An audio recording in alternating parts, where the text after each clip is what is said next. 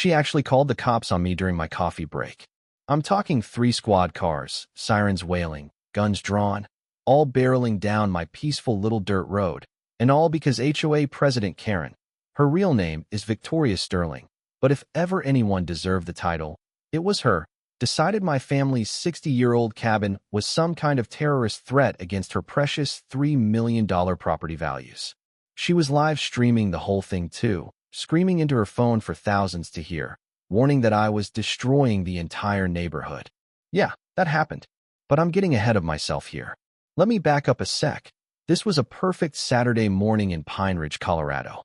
The sun had barely cracked over the mountains, birds chirping, and me just sitting on the porch with a cup of black coffee, surrounded by the pines, soaking in the peace I'd inherited. My parents left me this cabin after a car accident, one of those brutal twists you never see coming, and it's been my escape from running a dozen restaurants across Colorado. The cabin itself is nothing fancy, just wood and memories my grandfather hammered together back in '62, but to me, it's everything. Anyway, out of nowhere, here comes a white Range Rover grinding up the hill. Out steps Victoria, in full battle gear, pearls, clipboard, heels sinking in the dirt, 2 board members trailing like nervous prosecutors. She waves her clipboard like she's about to sentence me to life in prison. This eyesore violates 23 HOA regulations.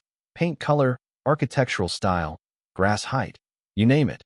She barks, measuring tape already whipping through the air. I nearly choke on my coffee.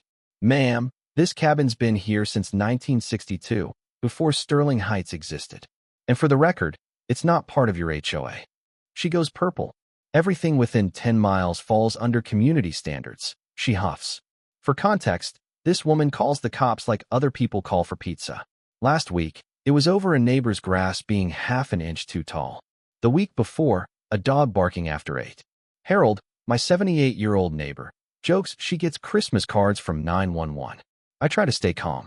Mrs. Sterling, the police aren't your personal architecture hotline. This cabin's legal. But she's already dialing, voice rising to a shriek, calling in an armed trespasser threatening her safety. And I kid you not, minutes later, 3 police cars come barreling in.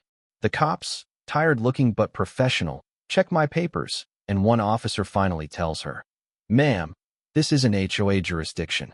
The cabin's perfectly legal." You should have seen her face, red to white, like a traffic light in a panic. But the show wasn't over. Victoria storms off, vowing to use every legal means to bankrupt me. As she stomps away, a board member named Emma Brooks, a single mom, looking exhausted, hurries up and whispers, "Victoria's hiding something big. Meet me tomorrow at the coffee shop." My curiosity is piqued, but what happens next turns a neighborhood feud into a Hollywood script. Monday morning, a certified letter arrives, 30 violations for my cabin, everything from the shade of the paint to reflective window angles. Then comes a lawsuit threat from Victoria's lawyer husband, Richard, demanding $300,000 for emotional distress. The audacity is unreal. But what really stings is Victoria posting in the HOA's social group, calling me a criminal debtor on the run, rumors spreading so fast my restaurant customers start to look at me sideways. That's when I hire Elena Rodriguez, a tough-as-nails real estate attorney with her own grudge against HOAs. She pores over the documents and says, "Marcus, this is textbook harassment," and Victoria's acting way outside her authority. As she digs through Pine Ridge's history, Victoria escalates. She leads a march to my cabin, 30 neighbors with protest signs, measuring every inch of my place, live streaming to thousands. "You ever thought about joining a knitting club?" I call out, unable to resist. Seems less stressful than measuring grass with a ruler. That just makes her angrier. Next, Victoria calls the cops 3 more times, suspicious burning, my fireplace, strange noises, hammering a loose board. The officers, now regulars, just shake their heads. One young cop whispers, "We call this the Victoria Sterling Comedy Hour at the station." But honestly, it's getting scary. Victoria isn't just a busybody. She's dangerous, and she's got power. Emma finally meets me in secret, showing me documents on her phone.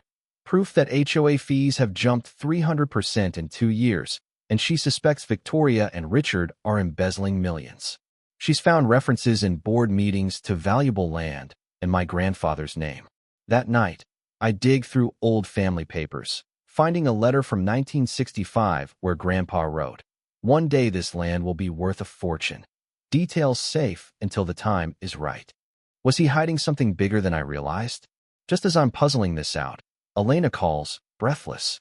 "Marcus, I found the original land records. Your grandfather didn't just buy a cabin.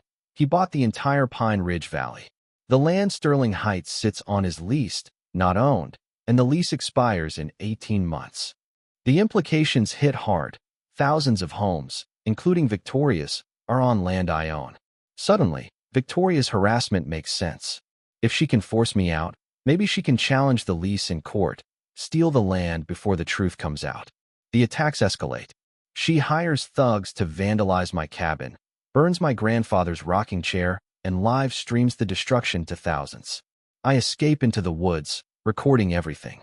Then, Harold, my elderly neighbor, hands me a box of old contracts and maps. "Your grandfather saved me once. He made me promise to protect this secret until you needed it." The final piece falls into place. The lease says that if the HOA commits crimes or harasses the owner, I can terminate it immediately, no waiting.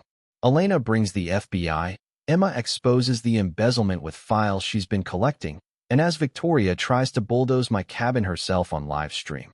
Yeah, really, the feds roll in. Victoria, Richard, even their lawyer are arrested. The crowd, hundreds of neighbors, watch in shock as the FBI announces that the land beneath their feet is mine. As reality sets in, I step forward. "Those who suffered under Victoria, your homes are safe. New, fair leases. But the ones who joined her campaign of harassment, quadruple rates, or you leave." There are tears, apologies, and a new sense of community rises from the ashes of her reign. Emma, the real hero, becomes the new manager, rebuilding trust and hope. Victoria is sentenced to 15 years, her assets seized, forced to record a public apology viewed by 500,000. Richard gets 5. I create a conservation trust, turn 10,000 acres into a nature preserve, and set up a national HOA abuse fund. Pine Ridge transforms. Barbecues, gardens, scholarships for the Patel twins, a kids' playground where Victoria's office stood. Even the Karen contest becomes an annual joke, neighbors healing through laughter. One last email from Victoria's lawyer tries to bluff me, claiming my family never owned the land. Instead, it's ironclad proof that my great-grandfather bought it to preserve the valley for future generations. And so, as I look out over the land my grandfather fought to protect, I realize this was never about a cabin. It was about legacy, responsibility, and standing up to bullies. So, if you've ever tangled with a power-drunk HOA, or have a story that makes mine look tame, drop a comment. Where's the line between protecting property and abusing power? And would you have fought back or walked away? Share your thoughts below and hit that next episode. Because trust me, in America, the real estate drama never ends.